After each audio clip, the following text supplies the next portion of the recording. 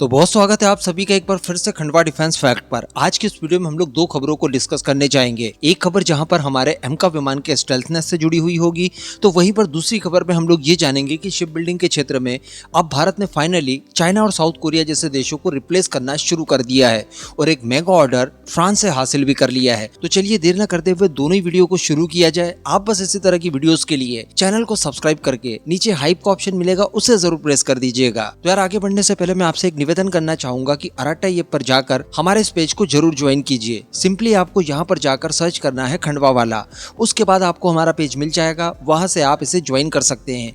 ऐसी खबरें, ऐसे वीडियोस और ऐसे अपडेट्स जो मैं यहाँ पर आपको यूट्यूब पर नहीं दे पाता, वो सारे के सारे हमारी टीम आपको वहाँ पर प्रोवाइड कराएगी। बड़ा इंटरेस्टिंग होगा। तो सबसे पहले बात कर ली जाए भारत और फ्रांस के संदर्भ में आने वाली खबर को लेकर। तो देखिए पिछले कुछ समय से लगातार कोशिशें की जा रही है कि भारत के अंदर ट्रांसपोर्टिंग के लिए, शिप वगैरह के निर्माण के लिए पूरा इकोसिस्टम डेवलप किया जाए, और ये तभी हो पाएगा जब हमें बड़े ऑर्डर्स मिलेंगे। हमारे पास ऑलरेडी इनसे संबंधित कई सारी कंपनियां उपलब्ध है जो कि शिप बिल्डिंग के क्षेत्र में अच्छा अनुभव रखती है। इसी संदर्भ में बताया ये जा रहा है कि दुनिया की तीसरी सबसे बड़ी कंटेनर शिप कंपनी जो कि फ्रांस से रिलेट करती है, इसका नाम है CMA CGM। इसके द्वारा भारत के कोचिन शिपयार्ड लिमिटेड को 6 जहाजों के निर्माण के लिए एक लेटर ऑफ इंटेंट जारी किया है। जी हाँ, बताया जा रहा है कि सौदे के तहत छोटे साइज के LNG से चलने वाले शिप्स का निर्माण भारत के अंदर किया जाएगा। इसके तहत जो डील होगी, इसमें टोटल इन्वेस्टमेंट $300 मिलियन का बताया जा रहा है, और इसी के साथ भारत, चाइना और दक्षिण कोरिया जैसे देशों का एक विकल्प बनकर स्थापित होगा इस डील के बाद। एक्चुअली मैं आपको बता दूं कि ये भारत का एम्बिशन भी था, और इसी साल सितंबर मंथ में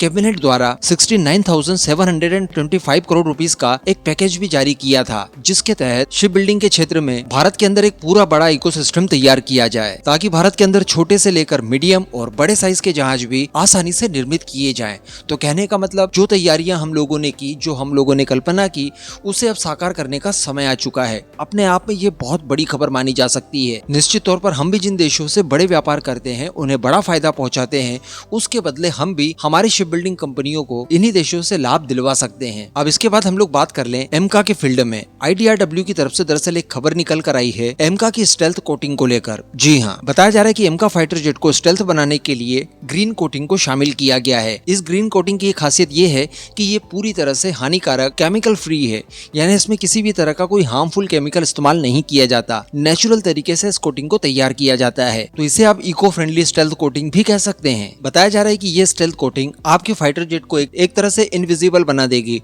और दुश्मनों के एयर स्पेस में भी ये आपकी सर्वाइवलिटी को बढ़ा देगी। यानी दुश्मन चूंकि इन्हें देख नहीं पाएगा, इस वजह से इनके ऊपर अटैक करना और इन्हें शॉट डाउन करना बहुत ही ज्यादा मुश्किल होगा, या इम्पॉसिबल आप कह दीजिए। इसे MSCS के नाम से जाना जाता है, यानी मटेरियल सरफेस क्लॉकिंग सिस्टम। और मैं आपको बता दूं कि इस टेक्नोलॉजी को IIT कानपुर ने तैयार किया है। इसे नवंबर 2024 में लॉन्च किया गया था। इसको नाम दिया गया है अनलक्ष्य। इसका संस्कृत में मतलब ही अदृश्य होता है, यानी इनविजिबल। बताया जा रहा है कि ये ASR को पूरी तरह से रडार सिस्टम से छुपा लेता है। ASR मतलब सिंथेटिक अपर्चर रडार सिस्टम। और मैं आपको बता दूं कि इस तरह की स्टेल्थ कोटिंग आज तक किसी अन्य देश ने नहीं बनाई है। ये अपने आप में पहली इस तरह की स्टेल्थ कोटिंग होगी। साथ ही बताया जा रहा है कि इसे तैयार करने के लिए 90% तक की सामग्री या जो भी इंग्रेडिएंट्स इसके लिए चाहिए होंगे, वो स्वदेशी स्तर पर ही अरेंज किए गए हैं। यानी इसके लिए हम लोग बाहरी देशों के ऊपर निर्भर नहीं हैं, या अगर हैं भी तो वो केवल 10% का है। और इतना अंडरस्टूड होता है, किसी भी चीज को आप 100% अपने खुद के बूते डेवलप नहीं कर सकते। ये प्रैक्टिकल नहीं लगता।